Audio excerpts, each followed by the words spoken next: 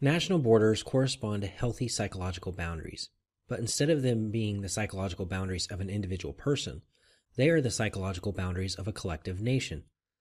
Healthy boundaries are not a barrier blocking everyone out, nor are they an open sponge allowing everyone in, but they're more like a filter that filters out unwanted behaviors and allows in wanted behaviors. Another way of seeing a boundary is as a minimum standard of conduct that will maintain healthy interactions.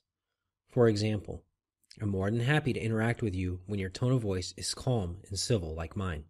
Or, I'm more than happy to interact with you when you also display some intellectual humility and recognize your innate capacity as a human for cognitive bias.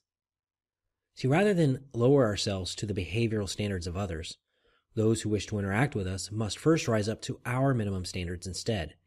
In this way, minimum standards protect us from unproductive situations that drain our energy, and yet they still allow in productive and collaborative interactions. Borders shouldn't just be open or closed, as that is black and white codependent thinking, but rather they should be a filter that allows in wanted behaviors and keeps out unwanted behaviors. A nation of people with poor individual boundaries will also have poor national boundaries, but a nation of people with healthy individual boundaries will also have healthy national boundaries. This is called correspondence, when one thing corresponds to another. You can see this in what's known as database mapping, where certain variables in the front end correspond to variables in the back end. This is the same with the micro versus the macro. The micro, the individual level, corresponds to the macro, the national level. Every nation is a collection of individuals. Therefore, the individuals of our nation need to upgrade their psychological boundaries first, and then our national boundaries will reflect our new minimum standards of personal conduct. However, when you look at boundaries, you also have to see that sometimes when you're in a codependent relationship, you have to kind of break free beforehand. You have to stop the interactions. You can't just keep dating the same person again and again and again. There has to be a time period where you stop dating these kinds of people. You have to go within and start reflecting. So in that time, you have to stop interacting. You have to stop trying to have these relationships so that you can figure out what you've been doing wrong. In that case, what you're doing is you're building a boundary. You're building a wall, really. You're walling yourself off, you're going into isolation, and you're going to sit with yourself for a little bit, and you're going to reflect. You're going to try to understand what kinds of behaviors are wrong and what kinds of behaviors are healthy, and you're going to reflect on these things. And then you're going to dip your toe in the water a little bit while you're still bordered up, while you're still walled in, while you're protecting yourself from the abuse that you were going through, this abuse cycle. But then you're going to eventually start trying to get into healthy relationships again. So it takes time. So the wall is a stopgap measure. You have to build a wall around yourself first and stop the interaction.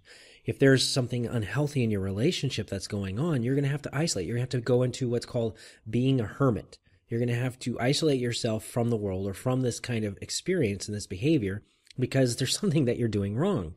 You keep getting hurt when you go into this interaction. So stop that interaction. Stop trying to act your way around it and start trying to reflect and figuring out who you are, why you're causing this, and those kinds of things. So there needs to be a wall built within yourself, around yourself, as an individual when you're leaving codependent enmeshed behaviors. So if you look at how we are with these other countries, especially these countries that are not common law countries. So America is a common law country, Canada is a common law country, the UK is common law, and Australia is common law, and South Africa is common law. All the others are Roman law, Sharia law, or in the case of Israel, they are Talmudic or Hebrew law or something like that. But as a common law country, we have different values than all these different types of laws because our law is based in what's called natural law. Now, these other countries are Roman law, either through canon law, which is religious law from the Roman Catholic Church, their commercial law, their maritime law, or their civil law. All these kinds of laws are Roman in nature and they're civil in nature.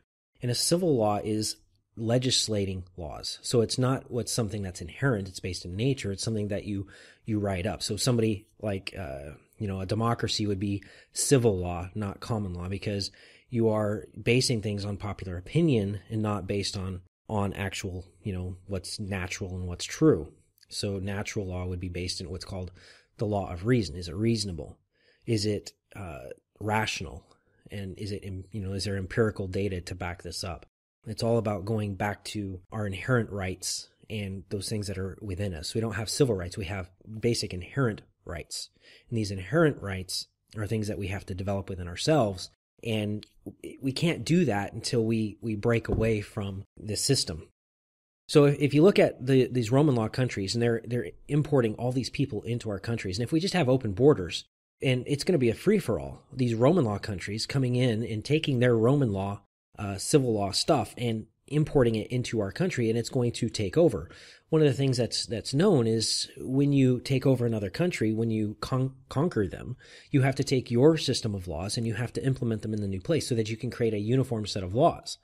Well, if there is a new set of laws coming into our country via immigration, and it's taking over common law system, which is natural law, and it's implementing this new civil law system, which is law through legislature, then what you're doing is you are literally invading the country and taking it over through implementing your legal system or this external legal system. And so that's not good. That's unhealthy.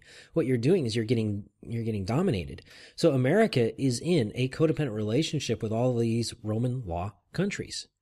And because of that, that means that it's like, whoa, wait, back off, break up. We have to end this relationship now. We're going to need to step back and build a wall around us, isolate ourselves.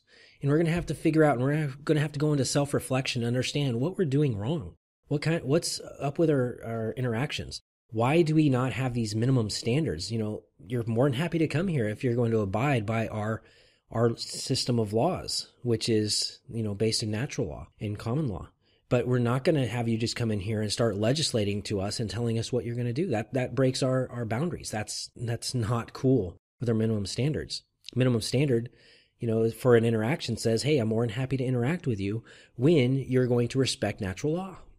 If you're not going to respect natural law and you're going to try to override my laws with your laws, then we can't have an interaction. This is not healthy because this is aggression. This is trespassing. The legal word for aggression is trespassing. So when somebody trespasses, they are aggressing. They are stepping onto your property. And so we have to realize that our person, ourself, this is our property. And as a collection of people, our nation, that is our property. And we need to, as a nation, start implementing these minimum standards. And one of these minimum standards needs to be, obviously, we need to start basing things in natural law, such as the self-defense principle, the non-aggression principle, principles such as free speech and diversity of ideas, equality of opportunity, not equality of outcomes. We need to look at property rights. We need to understand what our rights are and how they're inherent and how they're based in reason. We need to become more reasonable as people. We need to start learning the trivia method of critical thinking, which leads to a liberated mind because it is the first three of the liberal arts. We need to start studying the liberal arts again, all 7 of the liberal arts, the trivium and the quadrivium. We need more reason, more logic, and we need to do a little bit of self-reflection and psychologically start setting healthy boundaries. We need to know what we don't want. We need to analyze the contrast, what the contrast is showing us, so that we can then know what we do want. And this is a healthy process of becoming a unique individual. And this is happening. This needs to happen within individuals, and then it's going to happen as a country. And as a country, we also need to do this. As the Western culture, actually, I would say this is all Western culture needs to start going back to these basic core objective principles. And we need to stop trying to make the subjective objective. Because basically what Roman law is its subjective laws. And what common law and natural law is its objective laws. It is based in reason and rationality, these objective laws and these objective standards. And so when you take Roman law is essentially blasphemy. Why? Because it takes the subjective and it makes it equal to or supersede the objective. When you take the subjective and supersede the objective, that is akin to blasphemy. It is the sin of blasphemy. It is claiming to be above God because you are God essentially being the objective. So you're taking the subjective and you're making your subjective truth, or this collection of oligarchs or the mass of people or whatever it is, they're taking their subjective truth and they're elevating it beyond the objective truth, and objective truth being God, or a metaphor for God. So we need to realize that this is not a good thing. We cannot just be pretending that it's okay to take the subjective and elevate it to the point of objectivity. It's just not going to work.